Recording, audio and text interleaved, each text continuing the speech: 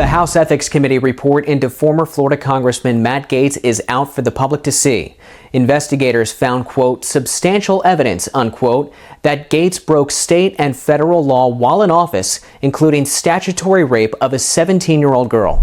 Gaetz resigned from Congress in November after President-elect Trump nominated him to be Attorney General.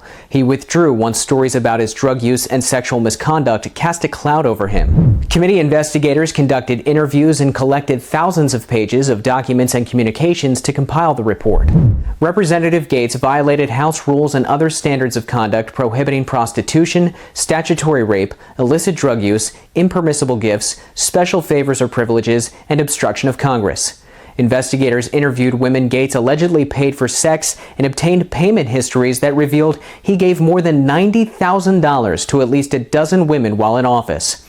Those payments included $400 to someone who was a junior in high school at the time. She says she didn't disclose her age, and Gaetz did not ask. The women who testified said the sexual activity was consensual, but the use of drugs could have impaired their thinking. Investigators also found evidence that Gaetz used illicit drugs between 2017 and 2020. The committee says Gaetz attempted to derail their 3-year-long investigation by refusing to be interviewed and failing to provide exonerating evidence. Gaetz denies all allegations and says they're a smear created by his enemies. He posted on X that he was fully exonerated by the Department of Justice following a federal investigation into sex trafficking claims. He said his actions were embarrassing but not criminal, and that he leads a different life now. Several members of the committee disagreed with the decision to release the report because Gaetz is no longer a member of Congress.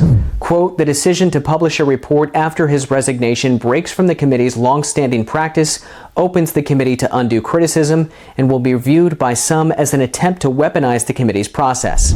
Gaetz is suing the committee for releasing the report after his resignation. His lawyers say it will cause irreversible damage to his reputation. Gaetz has never been charged with a crime.